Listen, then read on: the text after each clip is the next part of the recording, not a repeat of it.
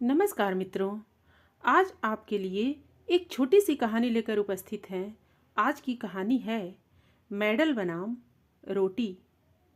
मित्रों, आज कचहरी में एक अजीब सा मुकदमा आया था जिसका फैसला सुनने के लिए इतने लोग आए थे कि कचहरी खचाखच भरी थी।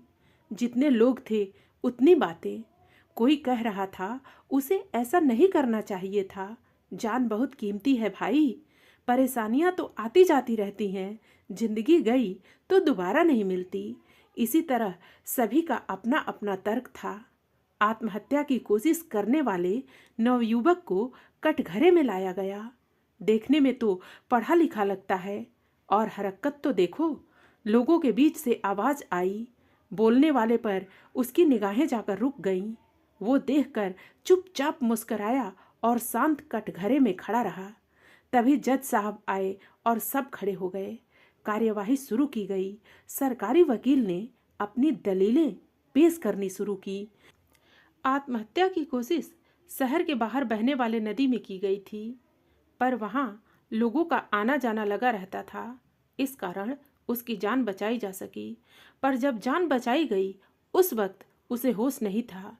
पुलिस को बुलाया गया तो पुलिस कर्मचारी उसे सरकारी अस्पताल लेके गए। वहां जब पूछा गया तो पता चला कि उसने जिंदगी से मुक्ति पाने के लिए आत्महत्या की कोशिश की थी। इसके पीछे और किसी का हाथ नहीं है। बहुत जोर देने पर भी उसने और कुछ ना बताया। सरकारी वकील ने कार्यवाही शुरू की। जज साहब, ये शख्स जिसका नाम विश्वास है ने अपनी आत्महत्या की कोशिश पूरे होशो हवास में की है। कारण पूछे जाने पर इसका बस इतना कहना है कि ये जिंदगी से आज़ादी चाहता था, पर यह कानूनन जुर्म है। इसलिए मैं चाहूँगा इसे दफ़ा 309 के तहत 1 साल की सज़ा दी जाए। इतना सुनने के बाद भी उसके चेहरे पर एक अजीब सी मुस्कान थी। जज साहब ने पूछा, क्या तुम्हें अपनी सफाई में कुछ कहना है? उसने मुस्कुराते हुए अपना सर ना में हिलाया। बस फिर क्या बाकी था। जज साहब ने अपना फैसला सुनाया और उसे 1 साल कैद की सजा हुई।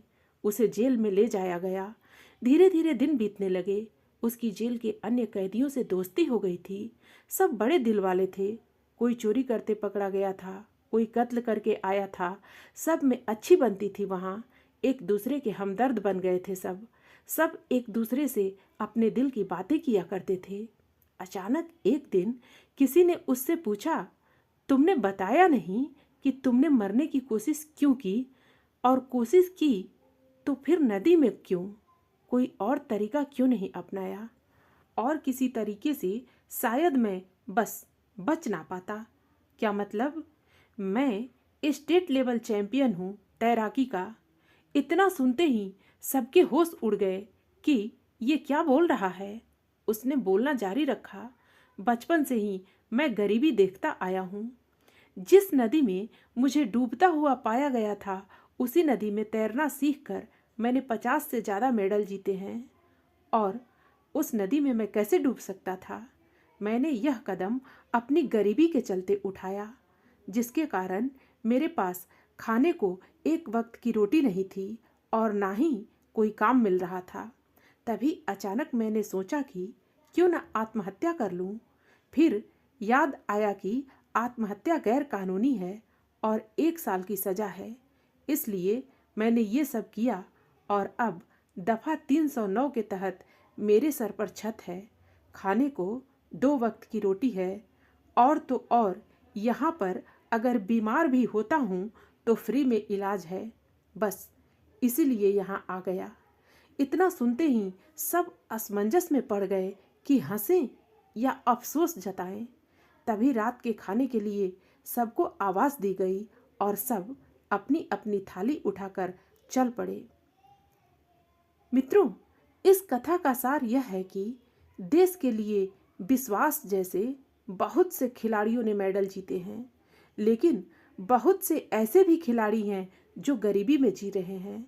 ऐसे खिलाड़ियों के लिए सरकार को पेंशन दी जानी चाहिए।